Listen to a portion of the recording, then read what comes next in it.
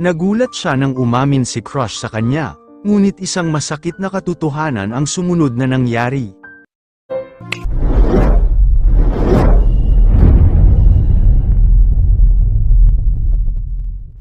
Grabe, ang gwapo-gwapo ni Oliver, kinikilig na komento ni Joyce nang dumaan sa harapan nila ang lalaki na matagal niya nang gusto. Napangiwi na lang ang kaibigan niyang sina Cole dahil sa reaksyon niya. Gustong-gusto mo talaga si Oliver, ano, bakit hindi mo na lang ligawan kung ganoon, mukhang gusto ka rin naman niya, siguradong sasagutin ka nun, udyok nito. Napairap siya, kung pwede lang hayaan mo, magkikita kami sa susunod na linggo. Ang sabi niya kasi may sasabihin siya, kapag hindi pa rin umamin, ako na mismo ang manliligaw, uunahan ko na, humahagikik na sabi niya. Buong araw siyang walang ginawa kundi panoorin si Oliver ng palihim, makita niya palang ang lalaki ay buo na ang araw niya, minsan nga napapalingon ito sa kanya at mahuhuli siyang nakatingin, wala itong sinasabi pero iningitian siya nito sa tuwing nagkakasalubong ang mga mata nila. Ilang taon na ang nakalipas magmula noong una niya itong makilala, naging kaklase kasi niya ito, at kalaunan naging malapit sila sa isa't isa, likas kasi itong matalino, tinutulungan siya nito kapag nahihirapan na siya, idagdag pa na palagi silang pinagpapareha ng mga kaibigan, hindi niya masisisi ang sarili kung bakit unti-unting nahulog ang loob niya dito. Guwapo ito, matalino at mabait. Para sa kanilang lahat, narito na ang lahat ng katangian na hinahanap nila sa isang lalaki maliban sa isa, walang papantay sa pagiging torpe nito. Lahat ng tao sa paligid nila sinasabi na halatang halata naman na gusto rin siya ng lalaki.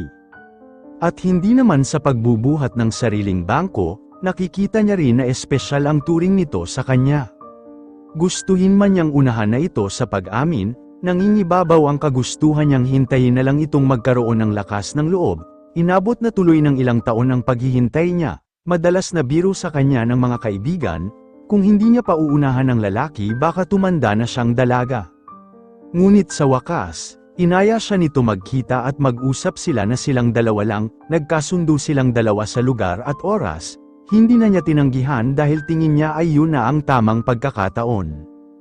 Masayang-masaya niyang pinaghandaan ang gabing iyon. Bumili pa siya ng bagong bestida at naggugol ng mahabang oras para maging perpekto ang itsura niya.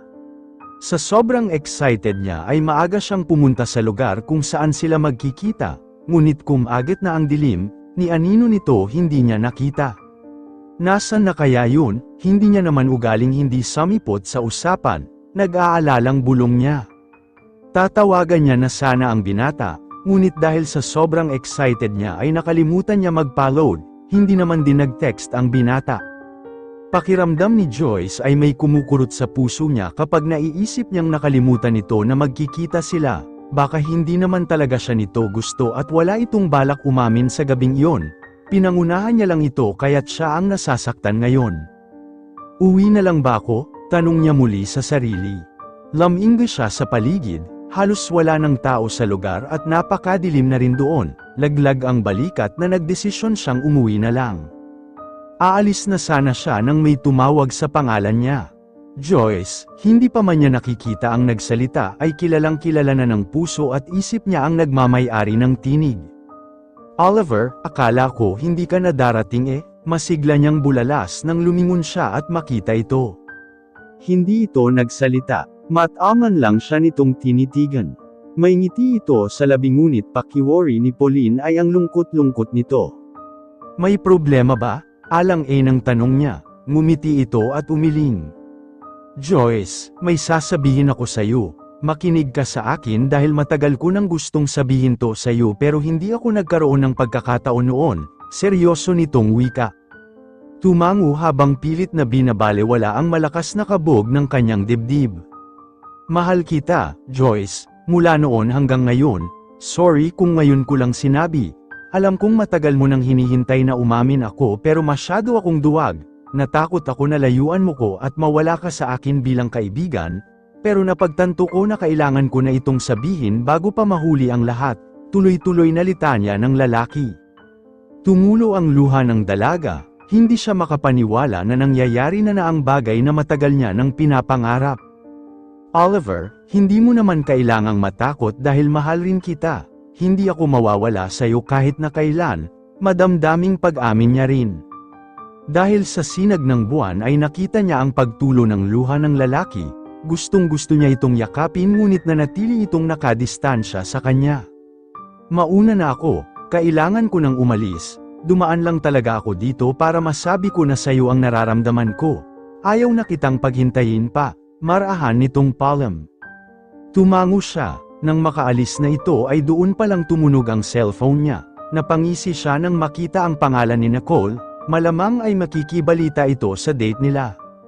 Ngunit naalarma siya nang bumungad ang matindi nitong hagulhol. Nicole, anong problema? Pupuntahan kita, seryosong sabi niya. Kilala niya ang kaibigan, hindi ito iiyak ng ganoon kung wala itong matinding problema. J. Joyce, si Oliver, wala na siya, pipat asterisk Y na siya, putol-putol na sabi nito. Agad na dumagundong ang dibdib niya sa kaba, hindi magandang biro yan, kakakita ko lang sa kanya, kaaalis niya lang matapos niyang sabihin na mahal niya ako, kunot noong kwento niya. Ngunit mas lalo lang lumakas ang iyak nito. Joyce, ay imposible yang sinasabi mo, and nasa ospital ako and ngayon, halos pabulong nitong sagot. Laminggo siya sa paligid, desperadong muling makita si Oliver para patunayan na mali si Nicole, ngunit wala si Oliver. Wala na si Oliver, na aksidente ang sasakyan niya habang papunta siya sayo, agad siyang binawian ng buhay, pagbabalita nito. Tumulo ang masaganang luha mula sa mga mata ni Pauline.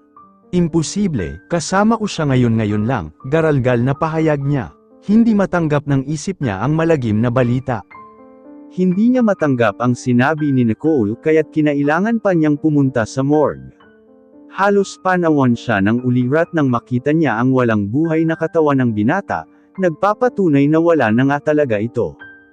Hindi siya matigil sa pag-iyak, paulit-ulit na umuukilkal sa isip niya ang mga huling sinabi ni Oliver. Natakot ako na layuan mo ko at mawala ka sa akin bilang kaibigan, pero napagtanto ko na kailangan ko na itong sabihin bago pa mahuli ang lahat.